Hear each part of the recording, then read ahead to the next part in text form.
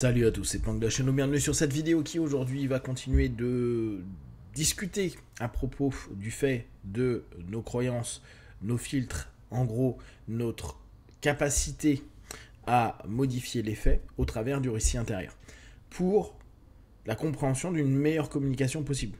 En fait, on se rend bien compte que on a du mal en communication parce que sur des faits, on va avoir un storytelling, un récit intérieur, et donc, après, un ensemble d'états psycho-émotionnels par rapport à l'événement, qui va faire que on va s'enfermer dans notre grille de lecture, on va être biaisé, et on va être difficilement apte à se dire, je reprends les faits, j'évite de créer un récit qui va derrière m'imposer d'avoir des émotions, des sensations, des pensées qui sont préétablies, qui sont structurées inconsciemment de par ma culture, mes idéaux spirituels, intellectuels, religieux, idéologiques, et qui, dès lors, m'empêchent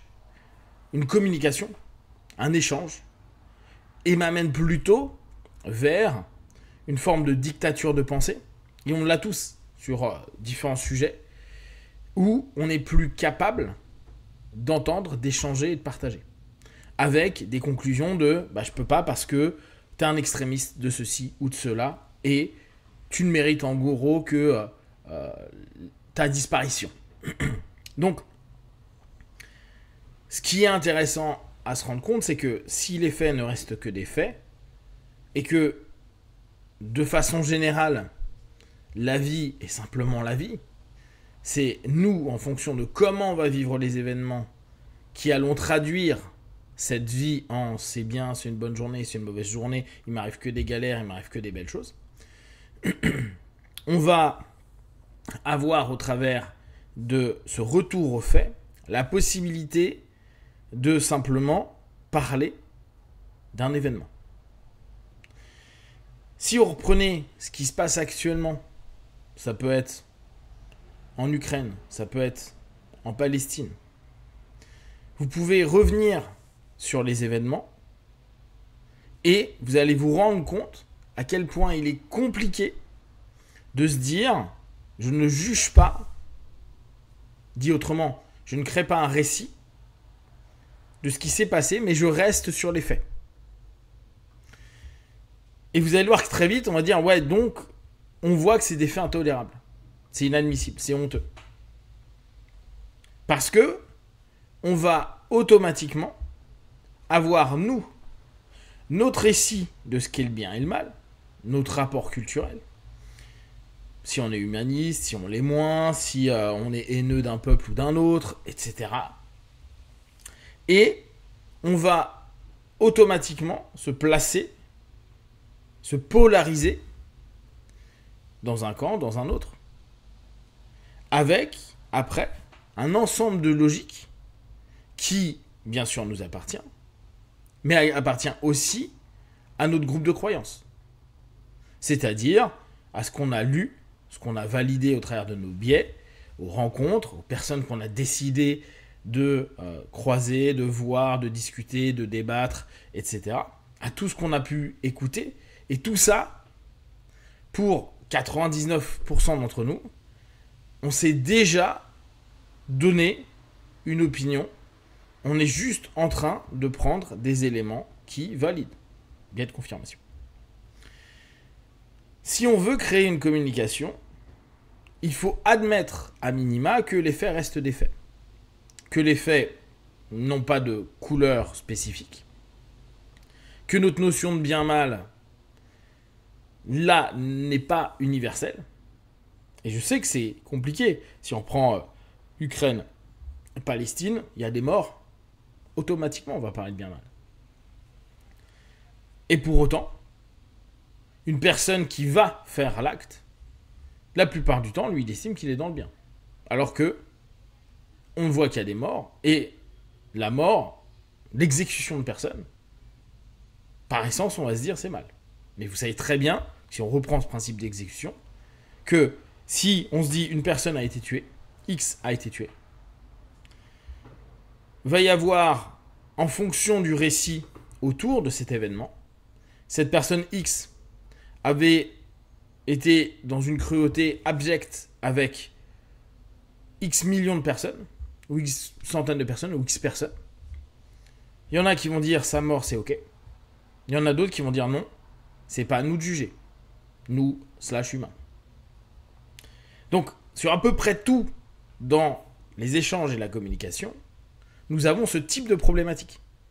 Si on ne reste pas sur les faits et qu'on ne décide pas, et là c'est vraiment volontaire, c'est-à-dire que si on est dans un échange d'éléments, et ça en ce moment vous le voyez avec justement la polarisation qu'il peut y avoir sur, on reprend classiquement Israël-Palestine, Russie, Ukraine, ce qui se passe aussi avec la Chine, ce qui se passe avec plein d'éléments, vous allez voir que si on ne met pas d'accord au départ à se dire on va tenter de discuter autour des faits et je suis prêt à remettre en question, alors remettre en question, le mot il est un peu dur, je suis prêt à me dire que j'ai juste un récit et que mon récit automatiquement va créer mon état.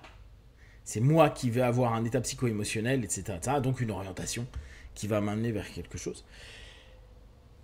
L'ensemble de cette notion serait possible, même si ça va être très difficile.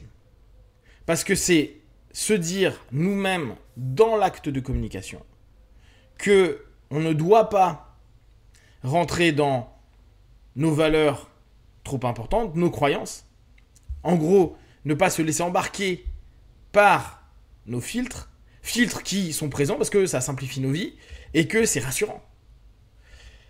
Se dire, je peux me mettre à la place d'eux, et qui est un gros classique qu'on fait, et bien sûr en accompagnement, et de façon générale pour les personnes qui taffent un peu sur elles-mêmes en philosophie.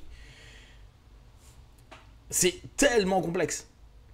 C'est réussir à mettre en pause, je dis pas effacer, juste mettre en pause, le temps d'une discussion qui peut durer parfois que 5 minutes, l'ensemble des récits qu'on s'est créés, et donc des automatismes que ça va créer émotionnellement, intellectuellement, spirituellement, physiquement. Et se dire, ok, là, tout ce que je suis en train de ressentir, ce n'est pas le cœur de l'objectif d'échange et de communication que j'ai avec la personne en face de moi. Et c'est là où on se rend compte qu'il est très, très, très difficile de rentrer en échange. Je parle vraiment d'échange, je parle pas de je veux te faire changer d'avis. En échange, en communication avec des personnes parce que on va avoir des personnes qui sont opposées à nous, parce qu'on va avoir cette sensation de crispation, de mal-être, de malaise, d'être attaqué, agressé dans nos valeurs, nos croyances, nos pensées, nos structures de récit. Et il va être très dur de le maîtriser et de ne pas avoir envie de le mettre en avant, comme si cette souffrance, on avait envie de la renvoyer vers l'autre pour que l'autre soit souffre, soit entendre la souffrance, ou le mal-être, le malaise, etc., le stress. Ce qui amène à souvent un début d'échange qui peut être à peu près ok, le cadre qui explose, on n'est plus là pour maîtriser nos récits, on revient sur les faits, on les fout de côté, mais les récits et l'ensemble de la culture de mon récit va être mis en avant, ça va être un clash, et ça va être une volonté de montrer que soit l'autre a tort, soit de faire changer la vie à l'autre. Donc quand vous êtes dans ce type de situation-là, c'est super compliqué. À vous de réussir à vous cadrer, à vous dire attends, je fais attention parce que là ça reste que mon récit, mais ça va automatiquement créer un état psycho-émotionnel, psycho-physio-émotionnel qui va être naze. Et c'est pas dit que ça soit les meilleurs moments que vous avez envie de passer à discuter avec des personnes. Et parfois, c'est ce qu'on dit, il est préférable de se séparer, de prendre de la distance pour cette discussion avec ce type de personnes avec qui les récits sont tellement différents. Si vous avez des questions et des remarques, partagez sur Facebook, YouTube, j'y répondrai le plus rapidement possible. Comme d'habitude, de tout ce que je propose, ne prenez que ce qui est bon et juste pour vous tester, observer, analyser et conclure. Be one. Ciao.